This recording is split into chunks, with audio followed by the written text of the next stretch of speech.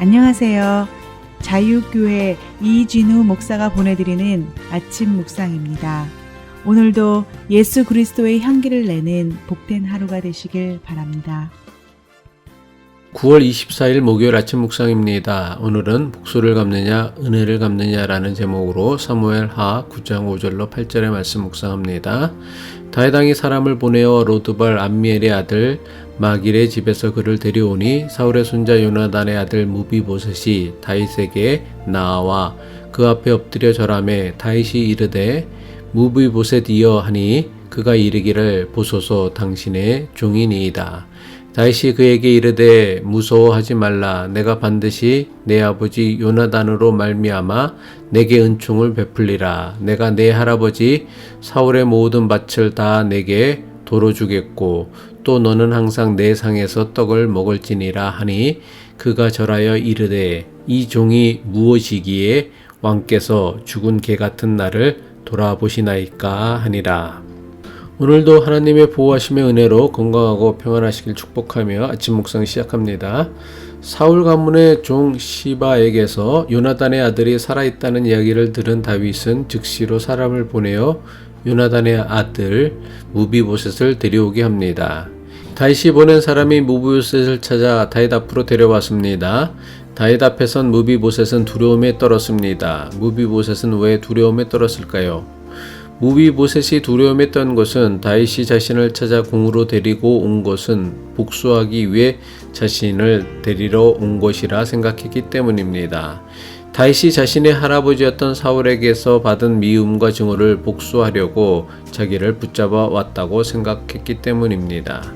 두려워하며 다윗 앞에 엎드린 무비보셋을 성경은 사울의 손자이며 요나단의 아들이라고 소개하고 있습니다. 사무엘하 9장 6절이죠. 사울의 손자 요나단의 아들 무비보셋이 다윗에게 나와 그 앞에 엎드려 절하매 다윗이 이르되 무비보셋이여 하니 그가 이르기를 보소서 당신의 종이니이다.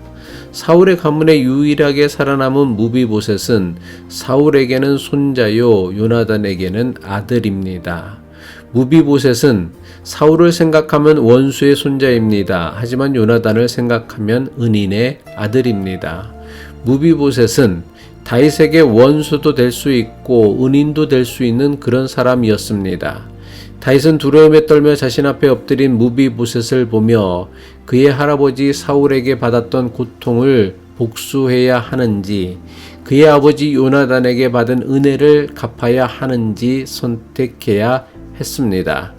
여러분이라면 어떤 선택을 하시겠습니까? 다윗은 무비보셋을 보며 자신이 복수해야 하는 사울을 떠올리지 않았습니다. 대신에 자신이 은혜를 갚아야 하는 요나단을 생각했습니다. 다윗은 사울이 아닌 요나단을 생각하며 요나단의 아들 무비보셋에게 은총을 베풀 것을 선택한 것입니다. 사무엘상 9장 7절 전반부죠.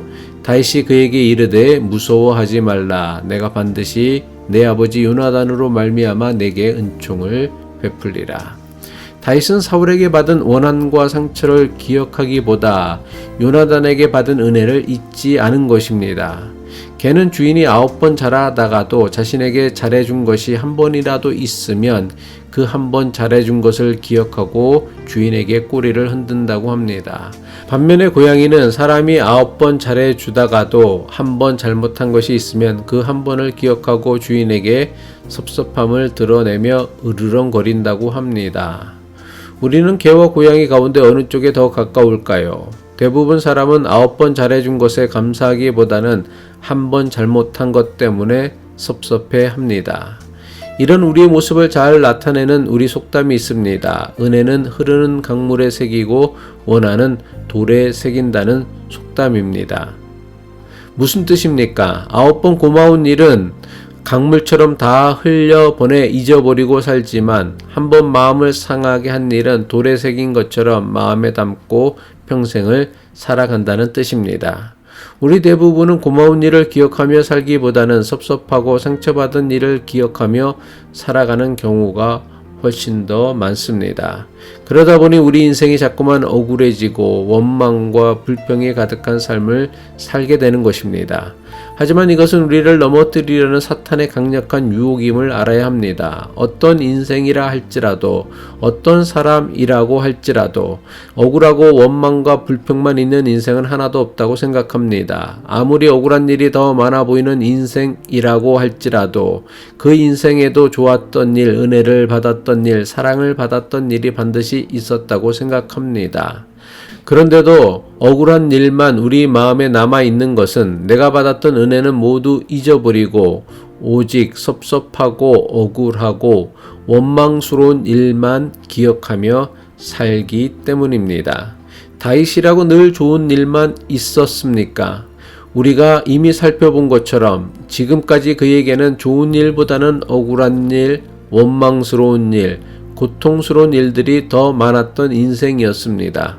그런데도 다윗은 무비보셋을 보며 그의 할아버지였던 사울에게 받은 상처와 억울함을 생각하기보다 그의 아버지였던 요나단에게 받은 은혜와 사랑을 기억했습니다.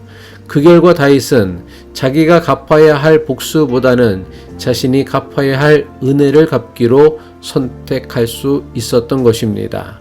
복수하려는 사람과 은혜 갚으려는 사람 중 어떤 사람이 더 행복한 삶을 살 수 있을까요?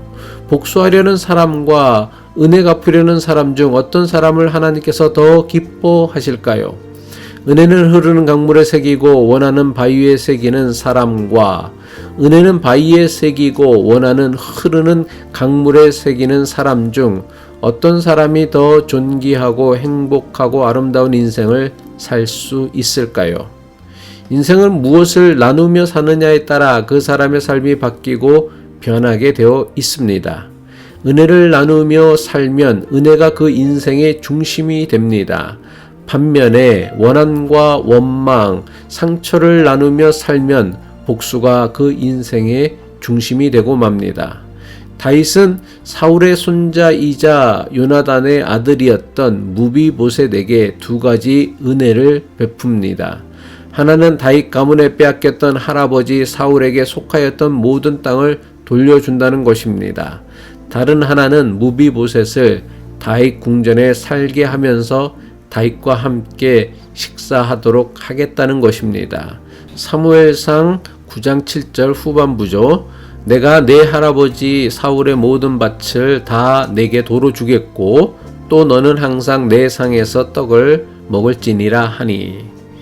왕의 식탁에서 함께 식사할 수 있는 사람은 왕의 가족 외에는 없었습니다. 무비보셋을 자신의 식탁에서 함께 식사하도록 하겠다는 것은 다윗이 요나단의 아들 무비보셋을 자신의 가족처럼 자신의 아들처럼 여기겠다고 선언한 것입니다. 다윗이 시편 23편에서 내 잔이 넘치나이다 고백할 정도로 하나님의 은혜를 풍성히 충만히 누릴 수 있었던 이유가 무엇입니까? 다윗은 자신이 받은 원함보다 자신이 받은 은혜에 초점을 두고 자신이 받은 은혜를 갚고 나누고 베풀 줄 아는 사람이었기 때문입니다. 우리 삶에 다윗처럼 하나님의 은혜가 넘쳐나길 원한다면 우리가 이웃에게 나누는 것이 내가 받은 원한이 아니라 내가 받은 은혜가 되어야 할 것입니다. 기도하겠습니다. 참 좋으신 하나님, 다윗이 그러했던 것처럼 우리가 받은 상처나 미움을 다른 사람에게 전가하고 복수하며 살기보다 내가 받은 도움과 은혜를 이웃들에게 나누며 우리 삶에 하나님의 은혜로 넘쳐나게 하옵소서.